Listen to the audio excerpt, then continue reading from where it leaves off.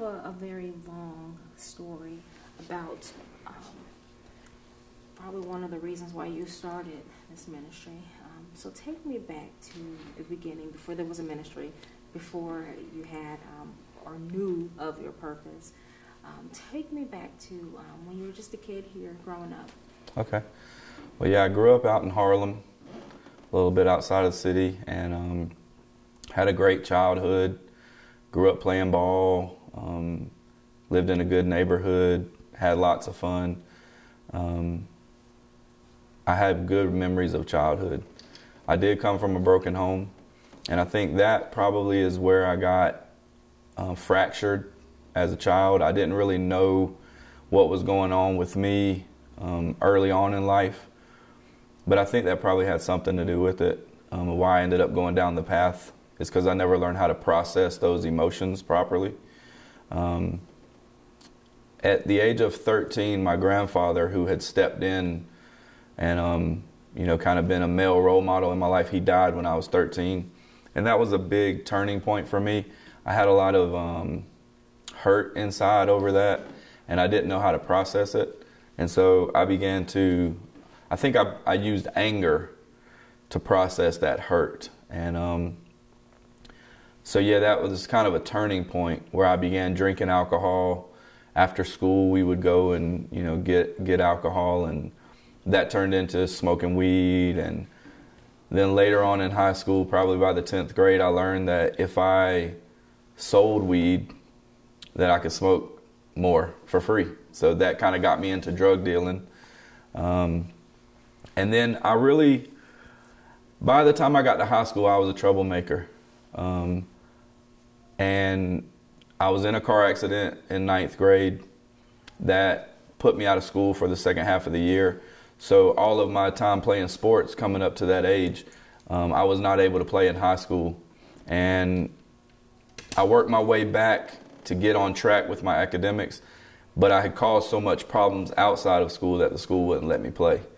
And so that really caused a lot more anger because I was hurt. And in my senior year, I quit school and started selling drugs full time.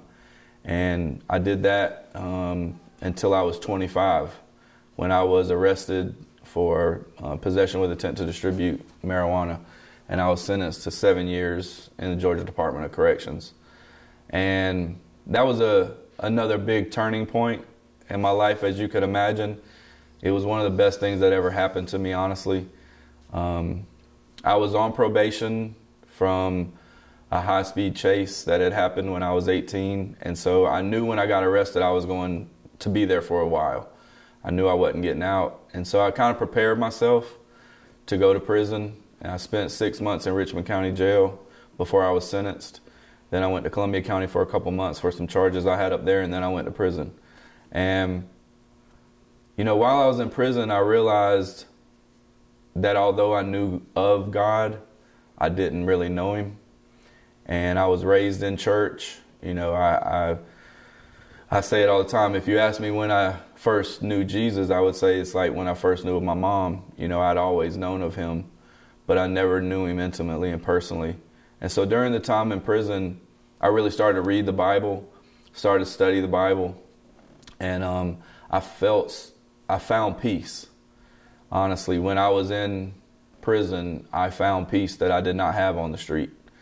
And I know it was because I got connected to God.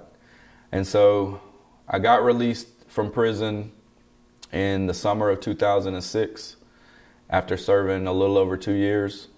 And I started working, and eventually I ended up starting to go back drinking again. And drinking led to using drugs, which led to me getting back into selling drugs. And before long, I was right back where I started. I ended up getting injured on the job in 2011, and I got prescribed pain pills. I had already started recreationally using pain pills, but when the doctor started giving them to me, it just kind of fueled the addiction. And when it was time to get off of them, I couldn't. And so the opiate epidemic that we're seeing go on now, I was part of that back then. I had become physically addicted when it was time to get off. The withdrawal symptoms kept me using because I didn't want to go through that withdrawal.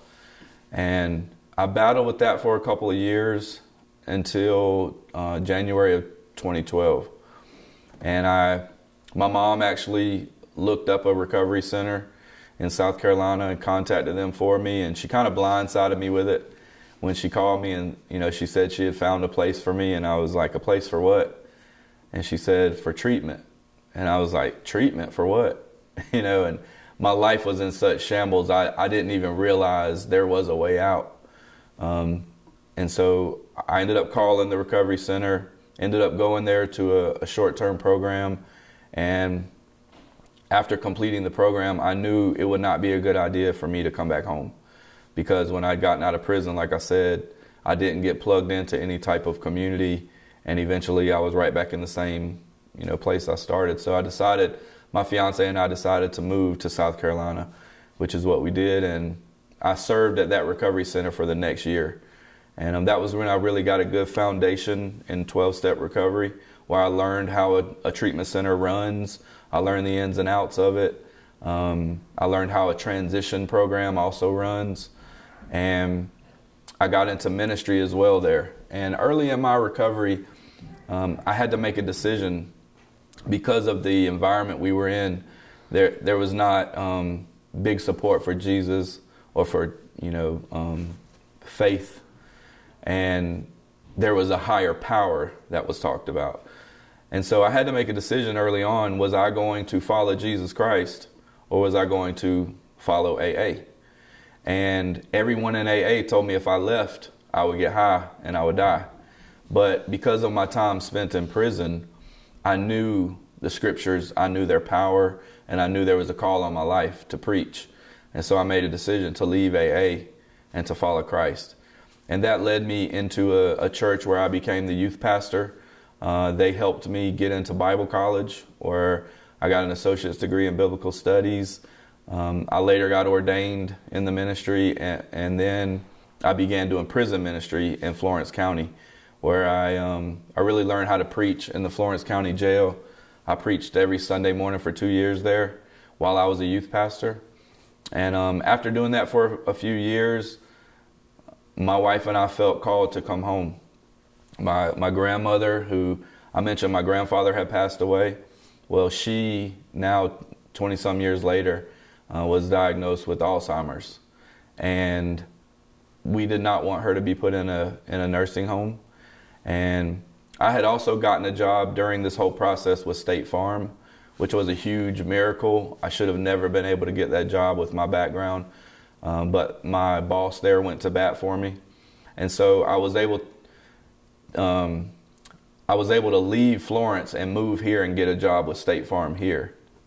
And that was the plan, was to take care of my grandmother, work at State Farm. But the Alzheimer's,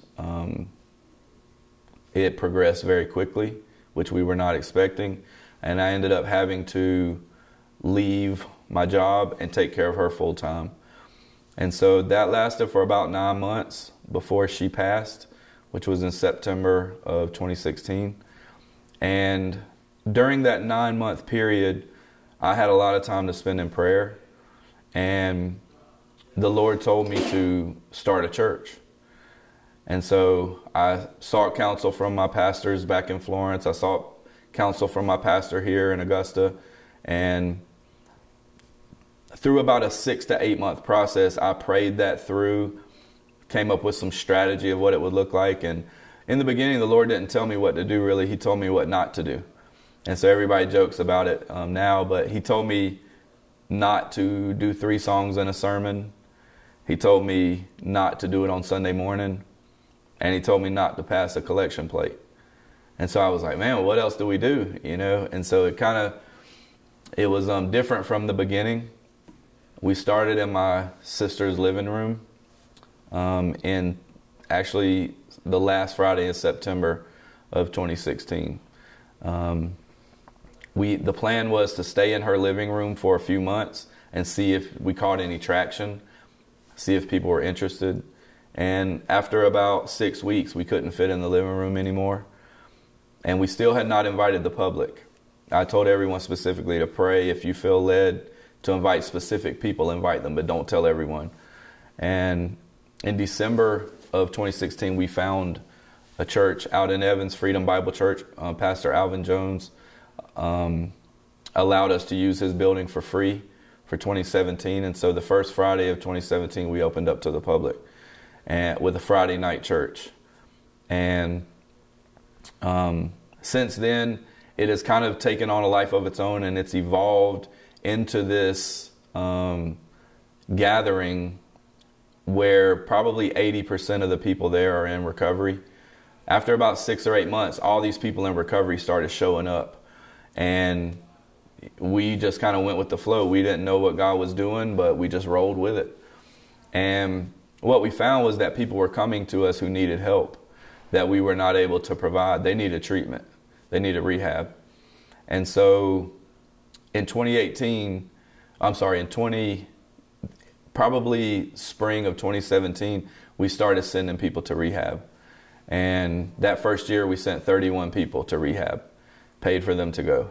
And 2018 rolled around and we were still sending people. And I got the idea of, if we're going to send all these people to rehab where they're not going to get Jesus, why don't we start our own and we can teach them the 12 steps like we knew and Jesus.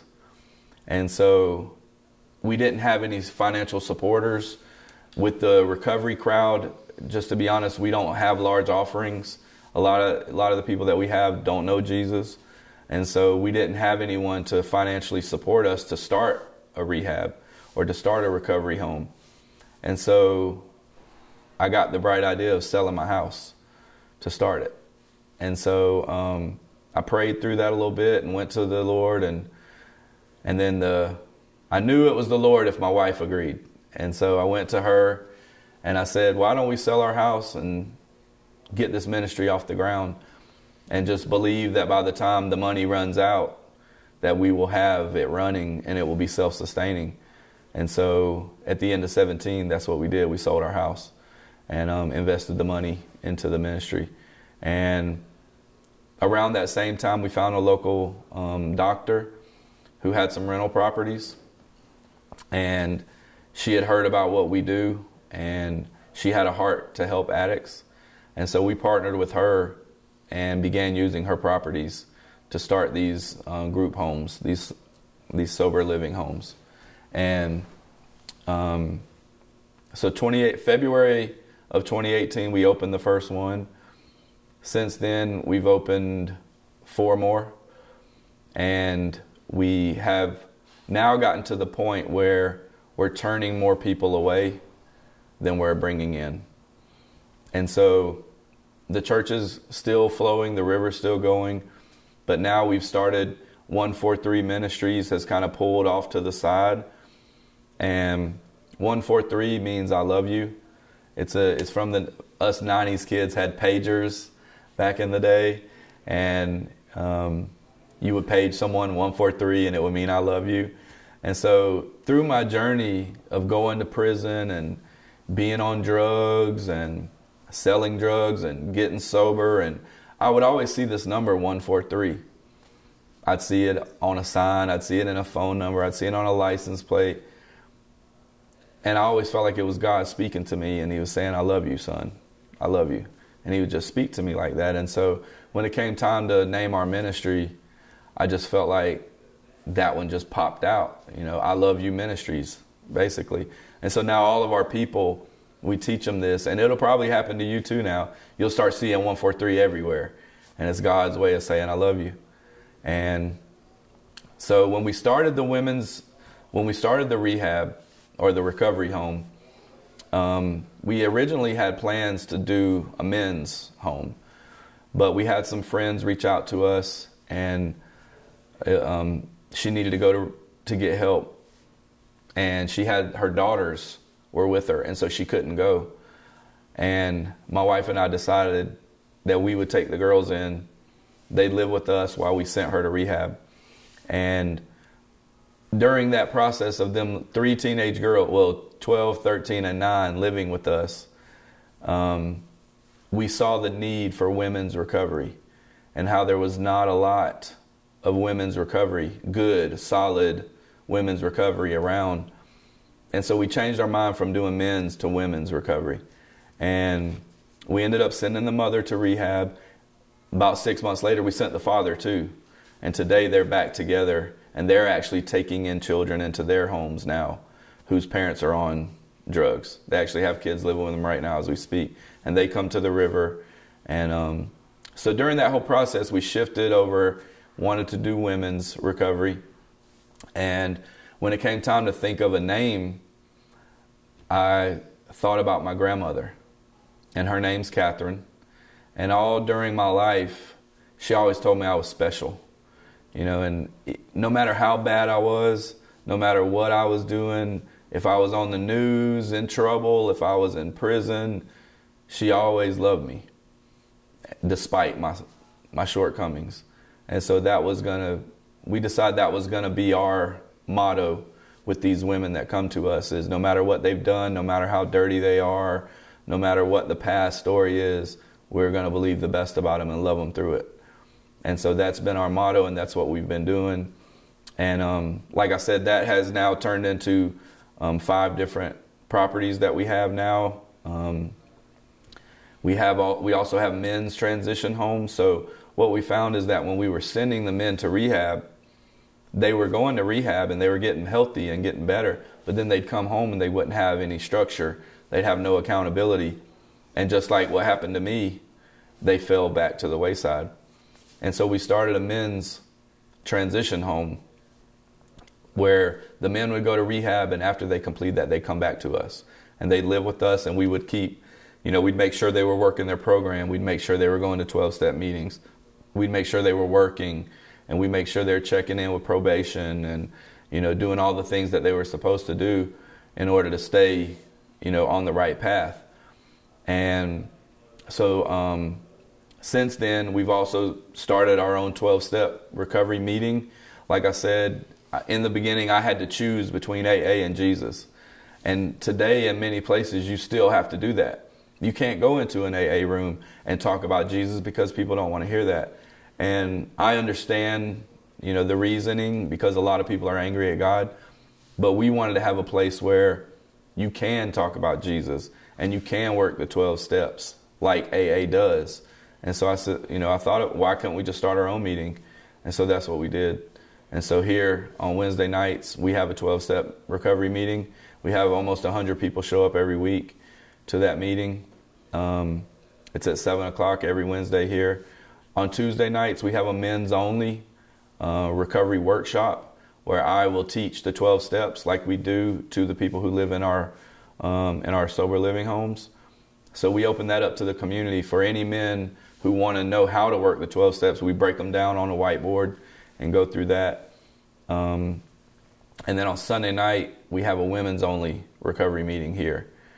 And so yeah, that's what's going on. It's kind of taken on a life of its own.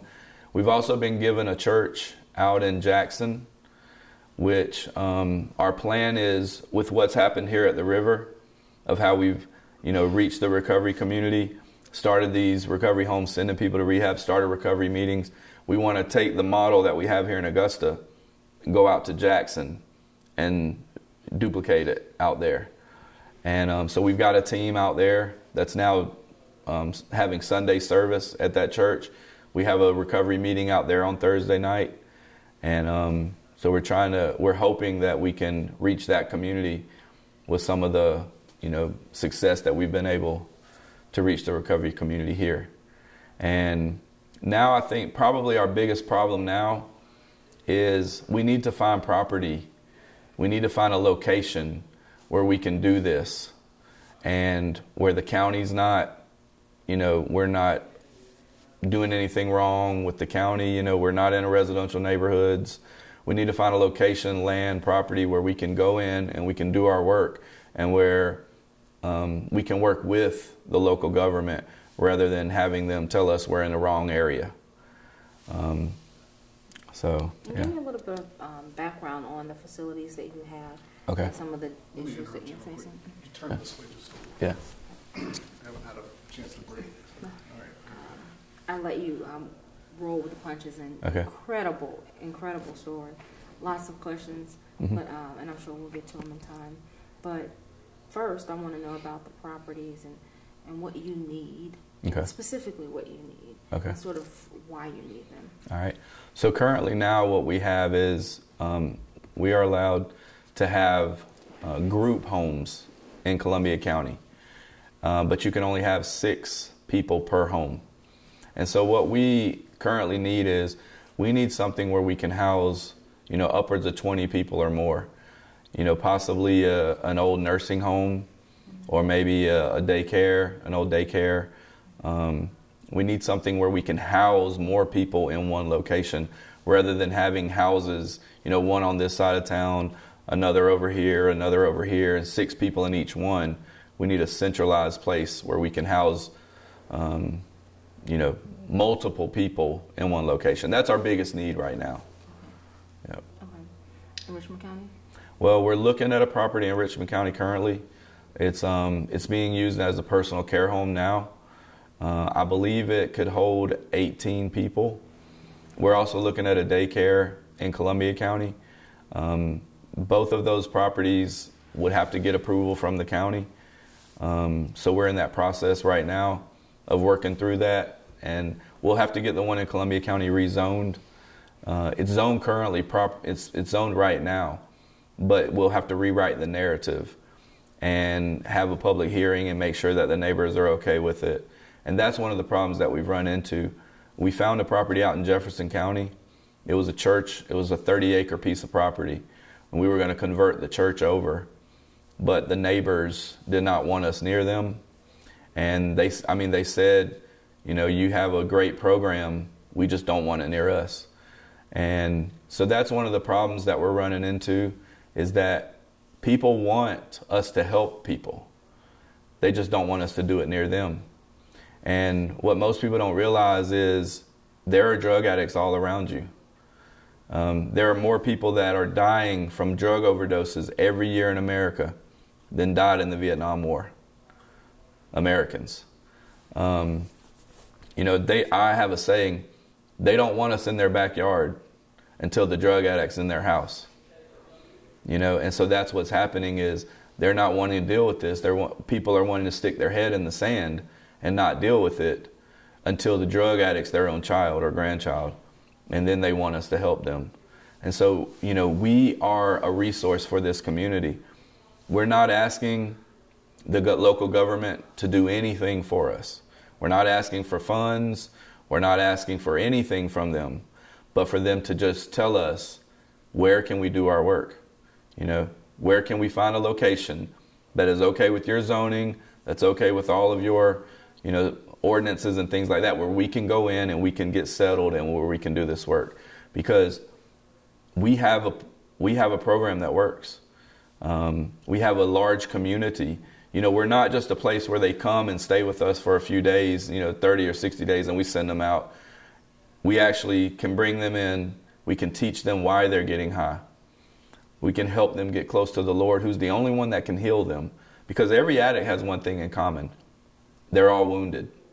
And they never learn how to deal with the wound. And so that wound has to be dealt with.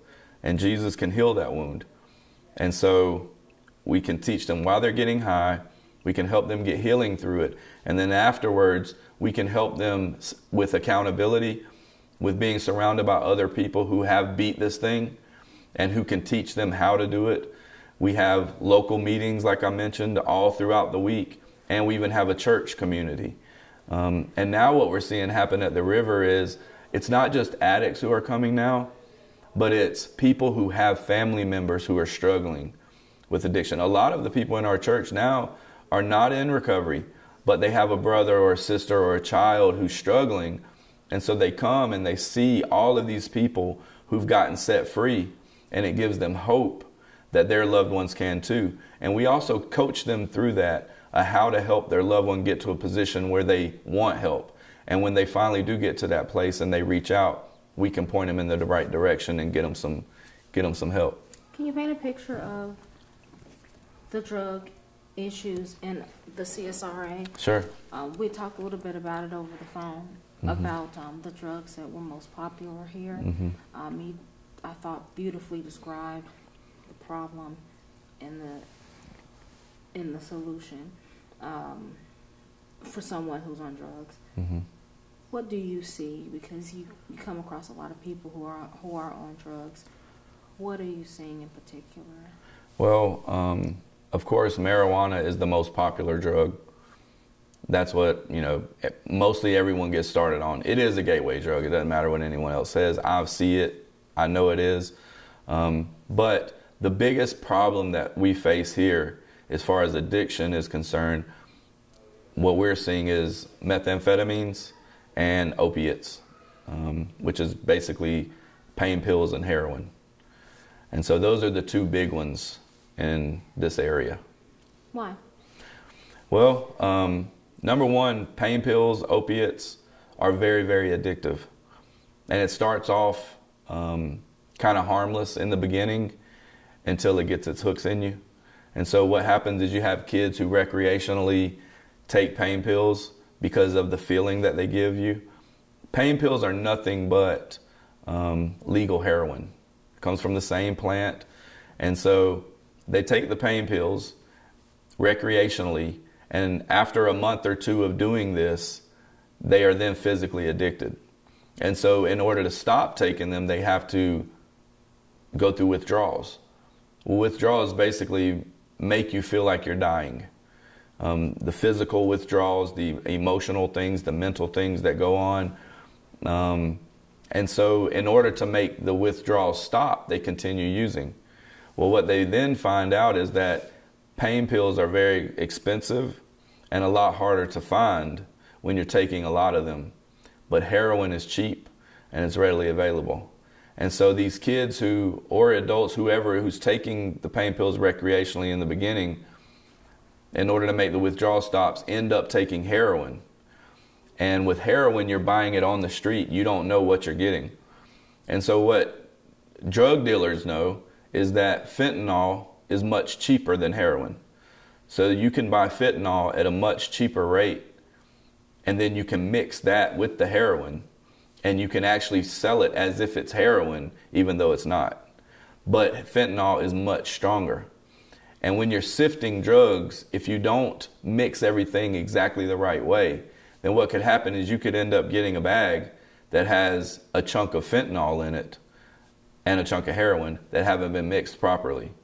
And so you could get fentanyl and get a pure dose of fentanyl, and when they use that thinking it's heroin, it kills them. And that's what we're seeing in the CSRA. It's a staggering amount of overdoses that have happened here in this community.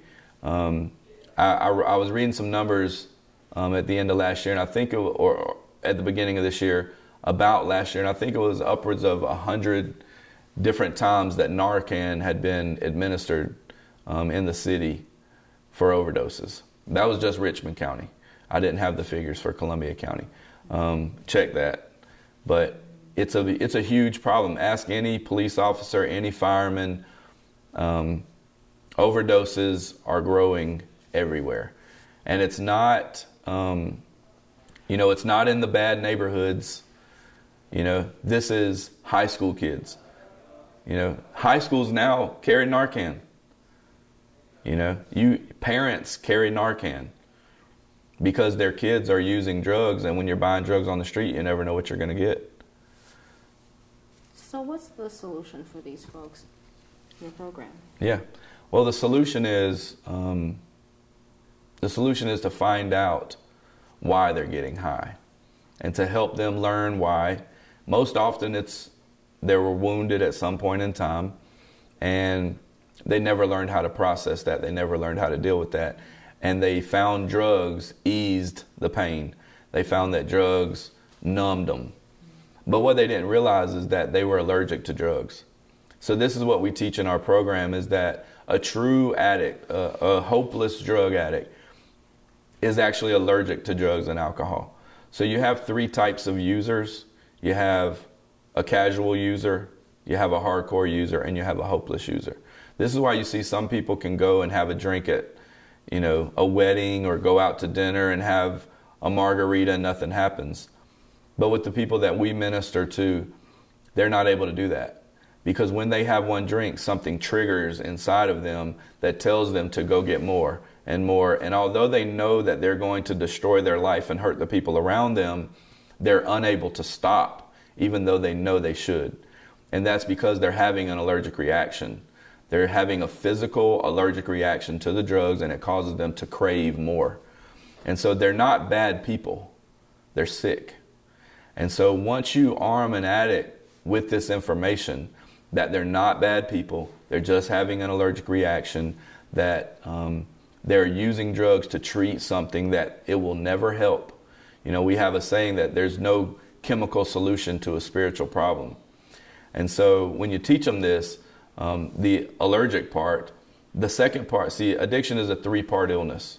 It's the allergy of the body, where they have the physical allergic reaction, but then there's a second part called the obsession of the mind, which means when they don't have the drugs in them, they obsess over using them. And so they've got a body that can't have it because they're allergic to it. They've got a mind that can't leave it alone. And then they've got a spirit man inside of them that wants to change but can't. And so what we have to do is we have to treat the spiritual element, which is where they're wounded. Get them healthy spiritually, get them connected to God, get them where they're willing to forgive the people who hurt them, where they're willing to release resentments, where they're willing to forgive themselves of the harms they've caused others, and not give in to all of their fears and begin to trust God by learning to know that He's for them, He's not against them despite all the shortcomings that they have. Then what happens is they get healthy spiritually. And then the obsession to use leaves on its own. It just goes away. And then they never put the thing they're allergic to in. So that's how we treat people. That's how we minister to them. And you know all of this firsthand, which makes you the perfect person to do this. Right. Yeah, when you sit down with a person who's in addiction and you can explain to them what it's like to have that allergic reaction, and you can explain it all to them, and they don't even know they're having an allergic reaction, but you're explaining what they're going through. And then you tell them about the obsession part when they get out of jail and they've done it again and they know they shouldn't use anything and they're completely clean, but their mind starts obsessing over it. And you're explaining this to them. They're like, yes, this is what I'm going through. And then we say, but you can't change. And the reason we know you can't change is because you want to and you haven't. We know you don't want to destroy your family. We know you don't want to hurt your parents. We know you don't want to lose your kids. But you keep doing all these things. You know, and it's because you're spiritually sick. And we can help you because we've been there and we've found a way out. And when you tell someone that, it gives them hope. Rather than just sitting in front of a counselor or a psychologist explaining things to them and they're thinking, yeah, well, you've never been through what I've been through. But when they see those of us who have gained victory over this, you know, their excuses go out the window. Then you have to just find out, are they truly willing to do what it takes? And that's also why at all of our homes, the people who teach the classes and the people who work for us, they've all gone through our program. So every one of the people who are helping minister to the people coming to us are people who are in recovery and have gained victory over it. So it's a very powerful tool, you know, to use to help them. How many people do you have in your program now? Currently we have about 20. All women? No, we've got 15 women and 5 men. Okay. Yeah. And does it cost them anything to do the program? Well, we have a suggested donation amount of $600 a month, which basically breaks even for us. The transition housing, so the women go to our recovery home, Catherine's Way, where it's $600 a month. They're not allowed to work for 90 days. So basically, if they don't have family or they don't have some type of, you know, way to pay for that, we scholarship them in. We don't turn anyone away simply because of lack of ability to pay. So what that does is it puts a big financial stressor on us. But we've done all this through prayer and through faith. And so we trust God. And every month He brings it in somehow. We don't know how. It doesn't make sense on paper. Yeah. And so, so the program, the Catherine's Way, which is where we take women, with basically no clean time, $600 a month, 100, that's $150 a week basically, and that provides all the food, program fees, rent. We take them to church, we take them to meetings, we provide all their hygiene products, feminine products, everything they need we provide for that fee. And then once they complete that, we give them an opportunity to move into one of our transition homes where it's the same cost. And so what we do is we take the rent money from those homes and we pay the rent and bills there, and then whatever's left over we put back into Catherine's Way. So that now these women who were not able to pay for their own 90-day stay are working, paying their own bills, and giving back so the next woman can come in for free. So that's how it's running now. And we have some big donors. We have some very faithful donors. We have people that give $20 a month, and they do it faithfully. And when you've got, 20 people giving $20 a month, that adds up. And then so we have people that are faithful givers to the recovery ministry, and we also have the river. So whatever we need, if we need to borrow from the river, sometimes the river will sow a seed into that. So we're having fun watching the Lord move. And then, do you take the kids in too?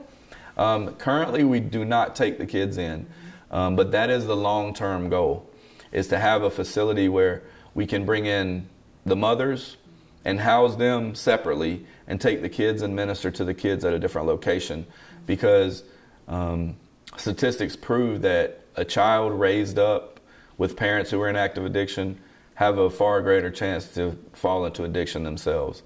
And so what we desire to do is have a place where we can help the mothers get sober, help them get healed, at the same time minister to the children and help them realize that mom's sick, mom's not a bad person, get them, some healing, so that they don't repeat the process. And then later, after they've completed the program, transition them back together and allow them to live near us, maybe in, hopefully at the same location. Is the goal is to have a kind of like a campus where we have cottages around where the women can live with their children on site, and we can help them transition back into being a mother, because a lot of these mothers have never seen their children sober. They had their kids while in active addiction. They've raised them up. The kids are 10, 12, 16 years old. They've never been around them sober. So they don't know how to be a mom sober. And so, that's one of the things that we desire to do as well in the future, when the resources become available. And you started Catherine's Way in 2018? Yes, ma'am. February 2018.